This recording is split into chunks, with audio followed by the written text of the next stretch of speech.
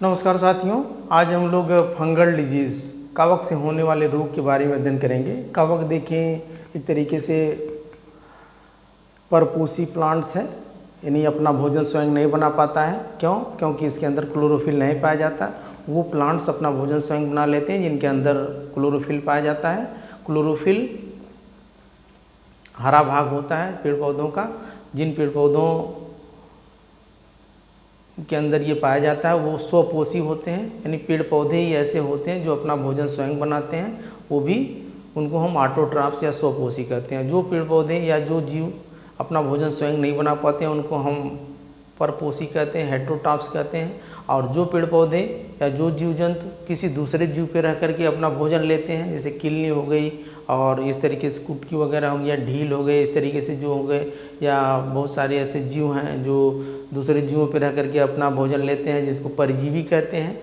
और कुछ ऐसे प्लांट्स होते हैं जो या कुछ ऐसे जीव होते हैं जो मृतोपजीवी होते हैं, मरे हुए पदार्थों से, मरे हुए जीवों पर रह करके अपना भोजन लेते हैं। एक सहजीवी भी होता है। सहजीवी में क्या होता है कि दो प्लांट एक साथ रह करके जो है अपना भोजन लेते हैं। जैसे आप देखेंगे लाइकेन क्या करता है कि उसमें क्लोरोफिल और फंगस दोनों, एल्गी और शैवाल दोनों, मतलब शैवाल और कवक दोनों मिल करके जो भोजन देते हैं। यानी वो ये जो है आपका शैवाल क्या करता है, प्रकाश संश्लेषण की क्रिया के द्वारा जो है भोजन बनाता है, और ये नीचे से जो है उसको भोजन जल का अवशोषण करता है। ये जो कवक होता है तो इसको सिम्बियोसिस सहजीवी कहते हैं। तो इस तरीके से कंफ्यूज हो जाता है कभी कभी कि स्वपोषी, परपोषी, परजीवी, मृतोपजीवी और सहजीवी।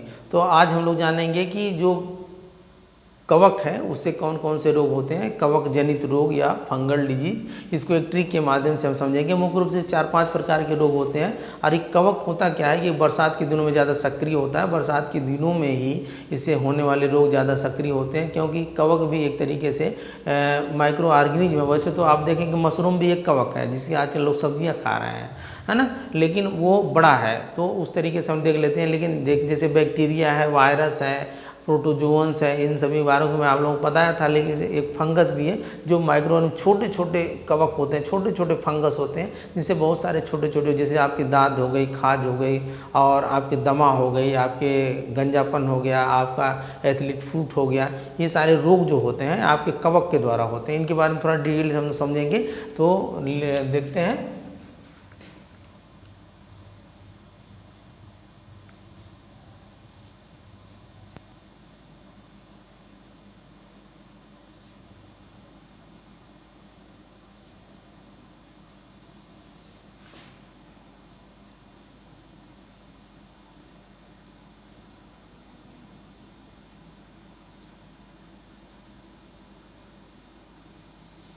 अब देखेंगे कि एक ट्रिक है, गंजा दमाद खाए फूट।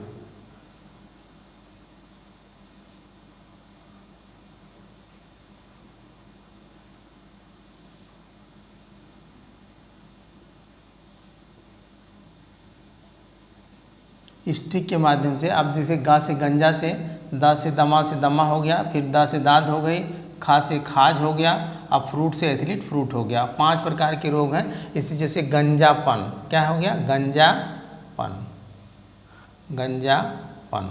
ये गंजापन नामक बीमारी आप देखेंगे आजकल तो बहुत आम हो गई है, क्योंकि बरसात के दिनों में या ठंडी के दिनों में रूसी हो जाती है सरों में, और वो रूसी का अगर इलाज सही तरीके से नहीं होगा तो पूरी पपड़ी टाइप सर में जम जाती है और धीरे धीरे बाल की कोशिकाओं को वो नष्ट कर देती है। और ये कौन से होते हैं, ये टीनिया कैपिटिस नामक, टीनिया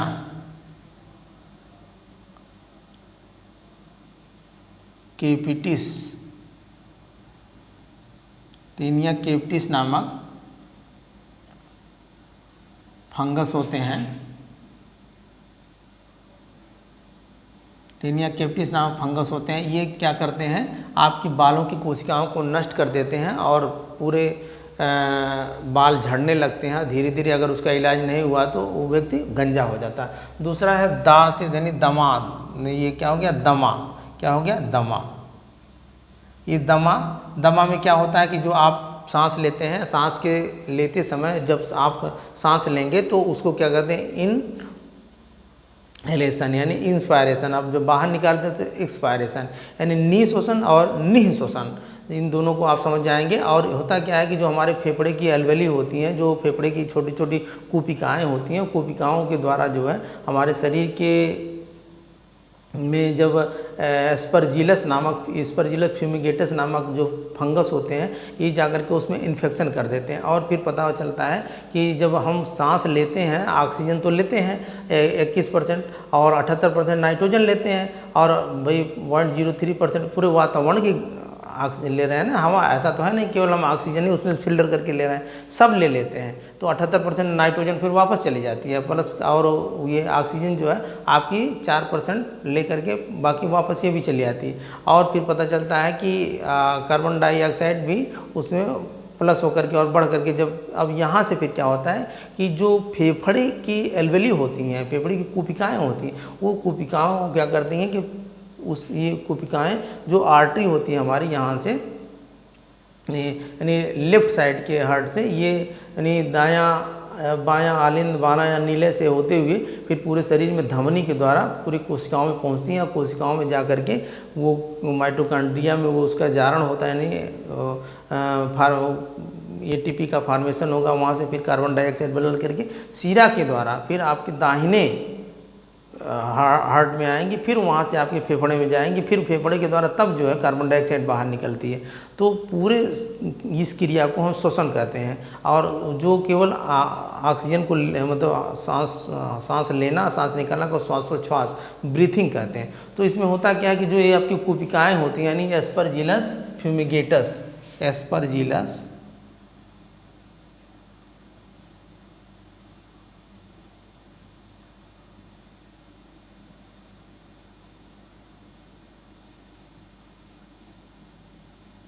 एस्परजिलस फ्यूमिगेटस जो होता है,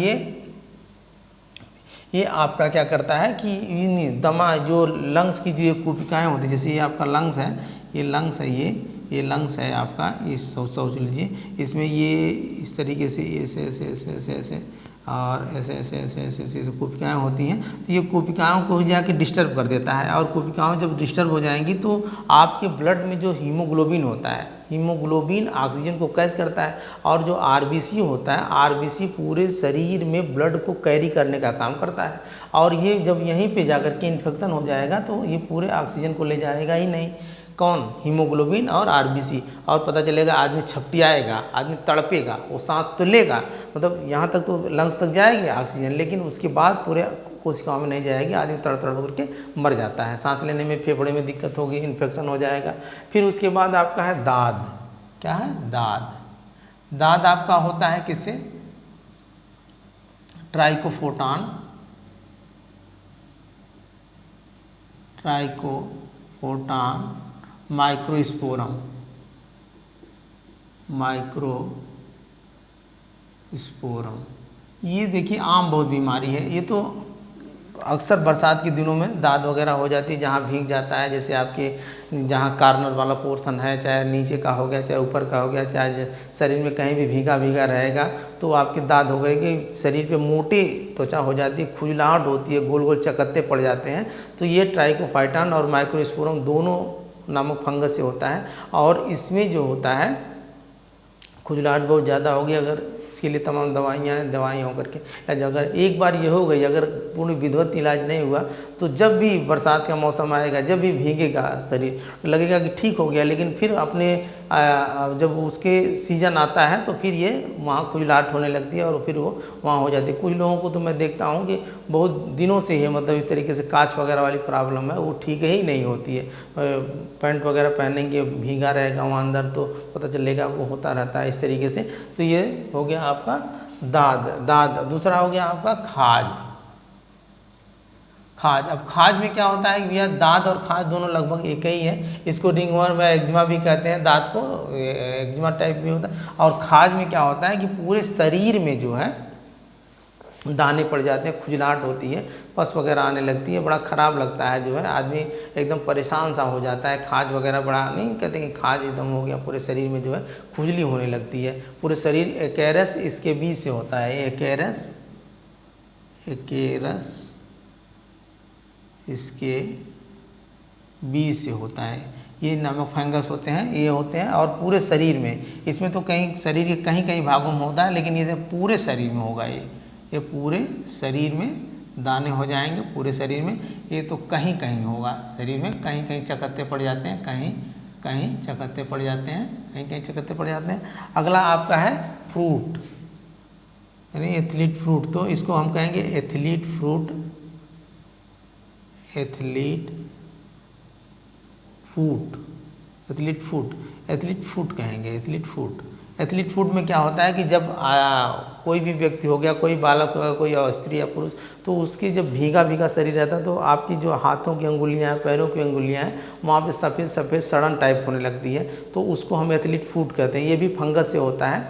और इसमें क्या होता है कि जो लेबर वर्ग होता है, जैसे किसी यहाँ पे होटल में काम कर रहा है, या धान के समय में जो रोपाई करने वाली औरतें और लेबर वर्ग होती हैं, तो उनके हाथ पैर की अंगुलियों में भी इस तरह की प्रॉब्लम आ जाती है। तो उसमें क्या करते हैं, उसको बचने के लिए पहले लोग यानी रंग वगैरह लगा लेते हैं। इसका एक वैज्ञानिक रीज़न भी है कि भाई ठीक भी हो जाएगा। और कभी कभी होता है कि शादी ब्याह का मौसम होता है, तो वहाँ भी घर में जो है लोग इसको गुड़ वगैरह रंग लेते थे, औरतें भी रंग लेती हैं। आज औरतें तो घर की औरतें, गांव की औरतें हैं ना भाई, देहात में तो फर्श वर्श वगैरह ऐसा है नहीं, तो रंग लेती हैं। तो उसका वैज्ञानिक रीज़न वो नहीं जानते थे, लेकिन कि उनको एक तरीके से श्रृंगार का रूप है कि भाई पैर रंग लिया गया, गोड़ रंग नहीं लगा लिया गया।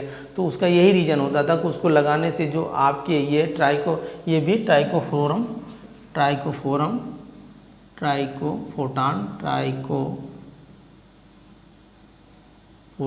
और माइक्रोस्पोरम से होता है, माइक्रोस्पोरम से होता है। तो रंग लेते थे लोग और वो ठीक हो जाता था। तो लोग समझते थे कि भाई चलिए इस तरीके से करने से आज सुंदर भी लग रहा है और शोभा भी बढ़ जा रहे हैं। तो बहुत सारी ऐसी चीज़ें थी जो वैज्ञानिक रीज़न उसका है, पहले लोग नहीं जानते थे, लेकिन कहीं न कहीं किसी ने कर लिया, अगर उसका फ़ायदा हो गया तो लोग कहते थे हाँ यार ऐसा करने से ऐसा हो रहा है, देखो इसका ये शुभ माना जा रहा है। तो बहुत सारी चीज़ें हैं। आज के लिए इतना ही, धन्यवाद।